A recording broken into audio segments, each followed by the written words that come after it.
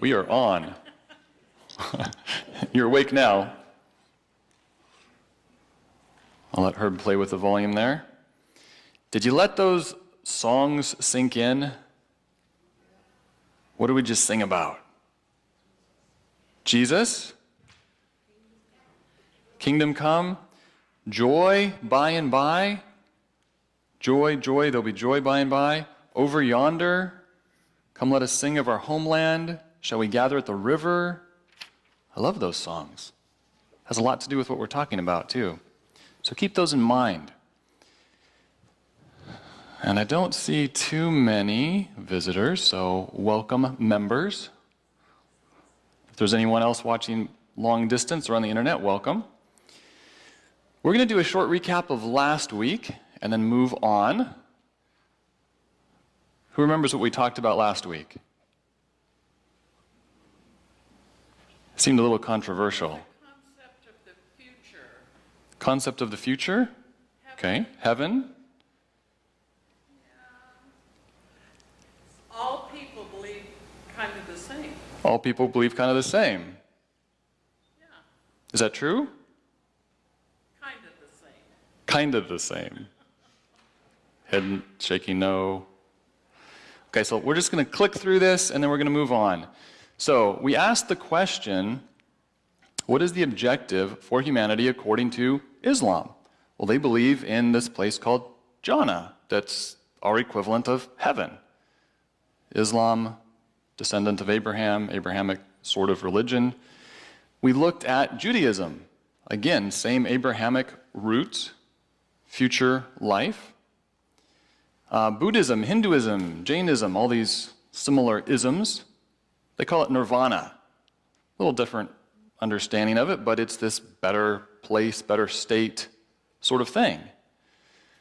And then we looked at, well, what about Christianity? What do Christians believe is our destiny, is the objective? So we talked about heaven. And then we asked the question, well, what's this heaven about? And we struggled, we bogged down. Well, it's being with God, it's no more pain. We're singing some about that. What is the essence of heaven? What does it feel like to be in heaven? And you look in the Bible and it talks about, yes, there's no more pain, there's no more death, there's no more sorrow, crying.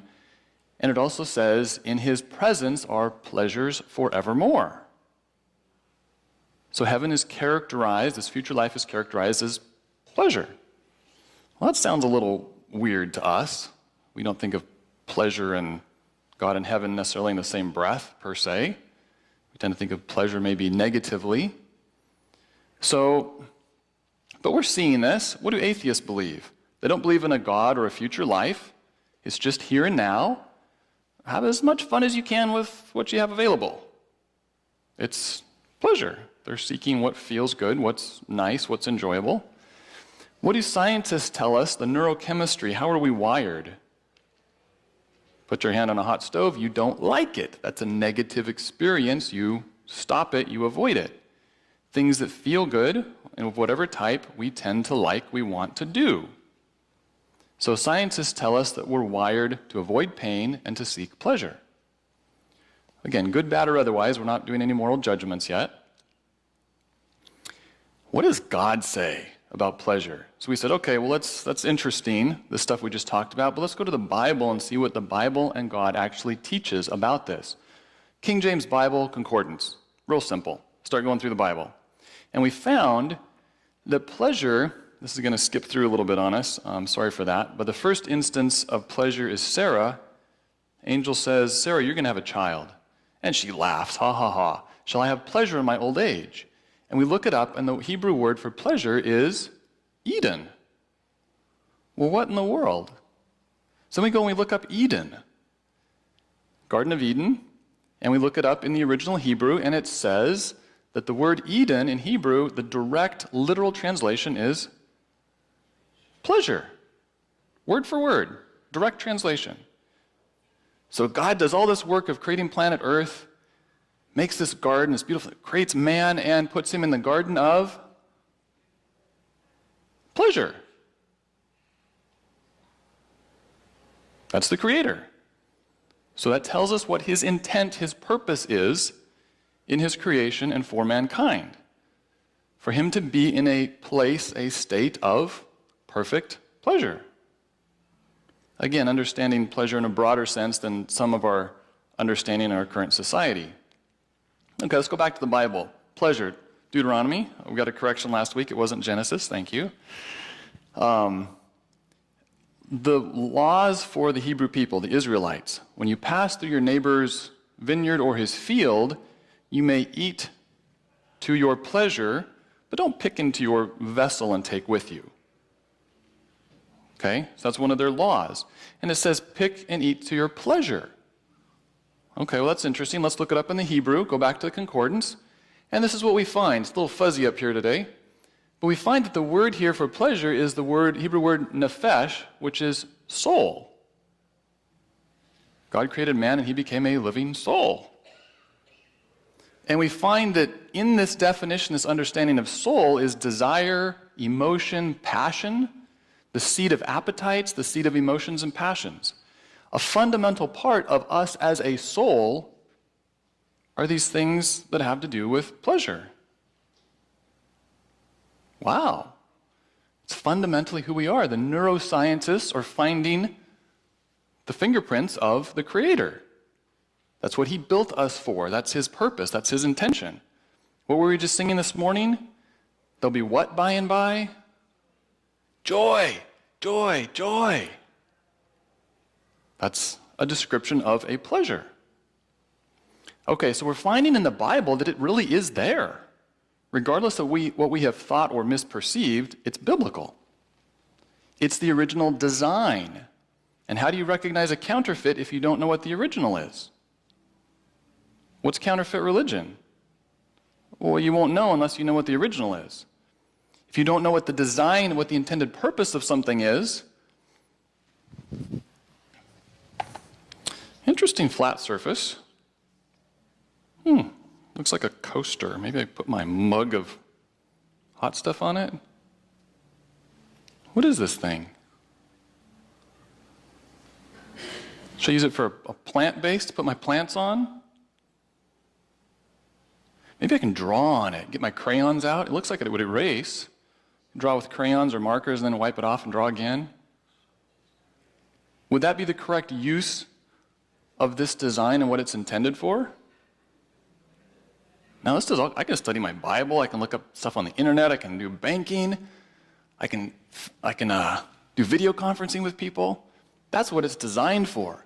But if I don't understand the design, what am I going to do with this? I'm going to put my mug of hot drink on it. What are we doing in religion? What's this Christianity thing about? I got to do the right behaviors, and then what? I get to live forever and do more of the same? Do I want more of the same? If it's not enjoyable, why would I? It's not fulfilling my design. Okay, I realize we're stretching a little bit as we talk about this. Okay, let's go on. And understanding pleasure in its broadest sense. We're not talking just physical pleasures. Yes, those are there, but we're talking mental, emotional, spiritual, joy, happiness, fulfillment, relationships, all of it, everything that feels good. And we're not going to get into some of the details today. There's some really rich understanding here in how this works, what went wrong with sin, how God's restoring it, why we get our priorities all backwards and upside down, and that's what sin really is. It's trying to find the fulfillment of our pleasure purpose in the wrong way. And so what's the difference between these different religions? We all believe that the objective is to enjoy life. Short-term, long-term, one way, another way. But we all believe it's about enjoying life, pleasure. But we have different ideas of how that happens. What actually works and what doesn't. And when you look at what Jesus did in his ministry, he approached the sin problem very differently than we do. The Pharisees approached it as it's about behaviors, it's about doing the right things. And when there's something perceived as evil, we heap on all this shame and this guilt, which is actually quite destructive, unless it serves just its initial purpose. What did Jesus do? He found sinners. Did he come to them, oh, you bad person, get your act together, you're not going to live forever? What did he do? What did he teach? What's the phrase that he usually started his stories with?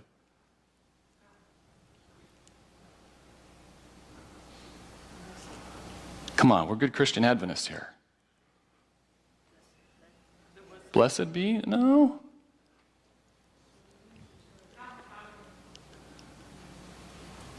Okay. The kingdom of either heaven or God is like, let me tell you how this really works. What you're doing doesn't work. The religionist doesn't work. Worldly people doesn't work. Let me tell you how this kingdom, this structure of reality, actually functions like. How to actually find that fulfillment, actually get to that goal. The kingdom of God is like this. The kingdom of heaven, we're talking about heaven, right? Is like, and he gives some real life example or story so that we could understand it. Let me tell you how it actually works. Because what you're doing doesn't work. No pile of guilt and shame. He's trying to help us get there. Okay? Very important concept in how we approach sin and salvation and other people and ourselves. Very important. Pleasure's not bad. Just sin has created a brokenness, and we try to get there in ways that don't work. And it creates a lot of pain instead of the intended pleasure. Okay, moving on. Okay, we're going to try to follow Jesus' method and give you a story. Again, there's a lot of rich detail which we're not going to try to get to. We're just going to try to get this concept. And I have permission to tell you this story. Now, I have to give you a heads up. You're going to have to follow it closely to understand it correctly. Okay, so chocolate cake. This is an actual picture of the cake. Special chocolate cake. My wife Lori makes this. Premium ingredients. I mean, it is awesome. Very rich, very dark, as healthy as you're going to get a chocolate cake. Also happens to be gluten-free. So she makes this cake, brings it for potluck. Now, before we get to potluck, someone comes up to us and tells us that someone went into the kitchen and had some of the cake.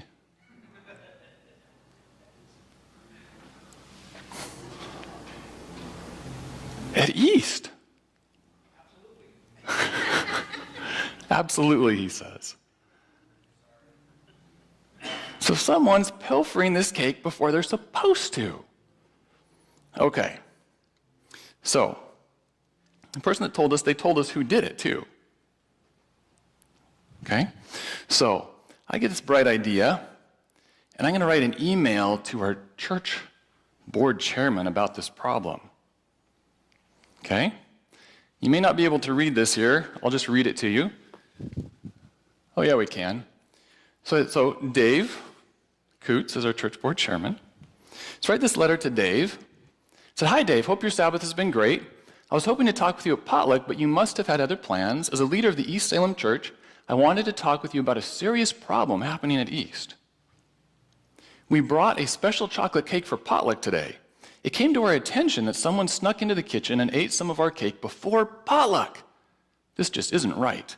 Could you help us put a stop to this ungodly behavior at East? Appreciate your help with this problem, Mark and Lori."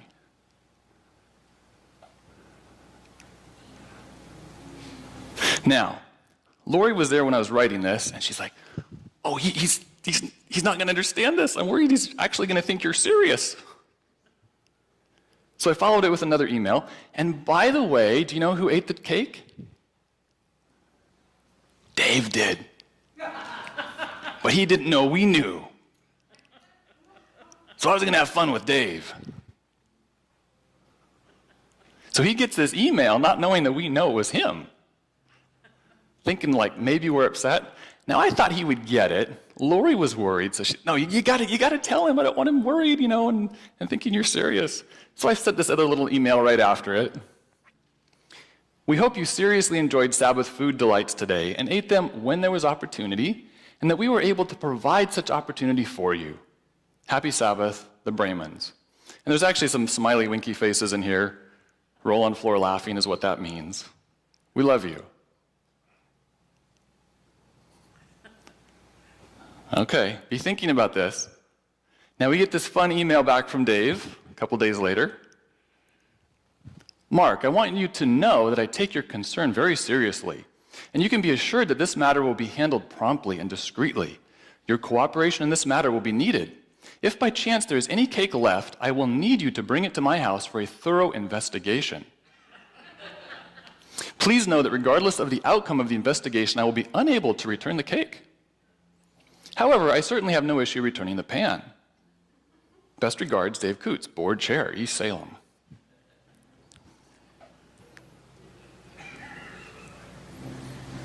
Why do we make a cake?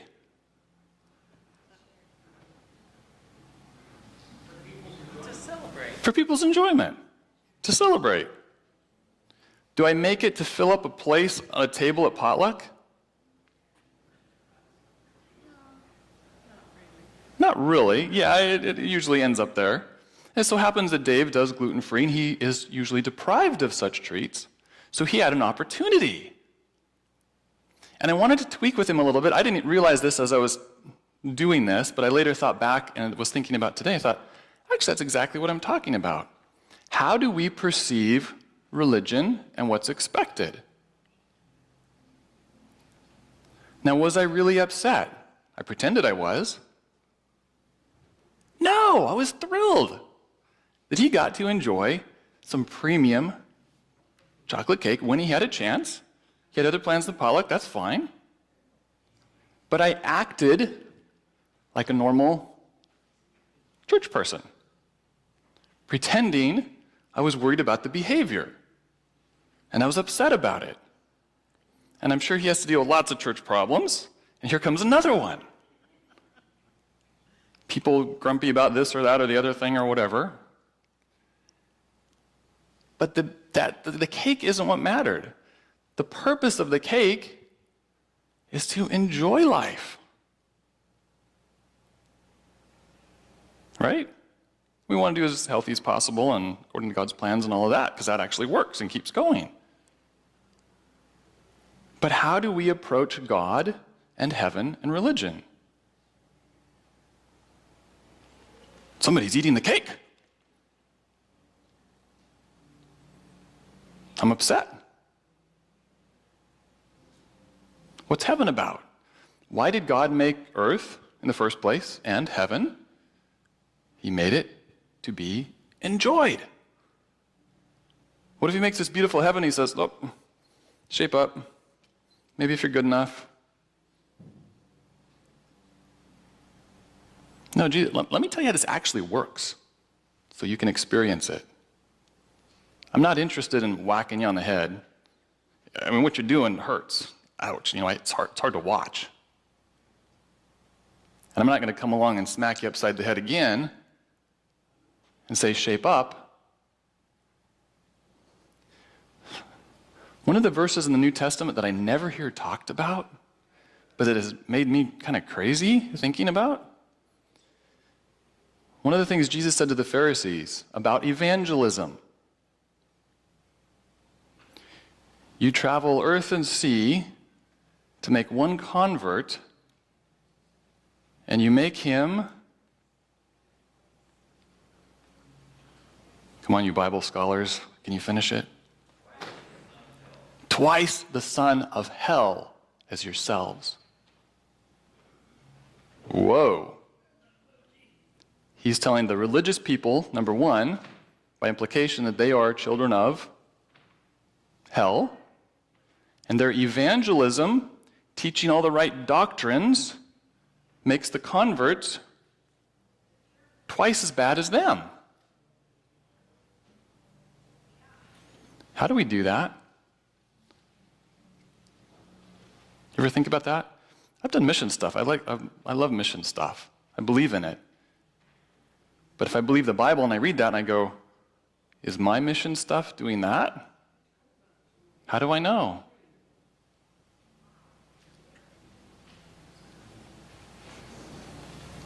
So it's imperative, and I think I'm running out of time here.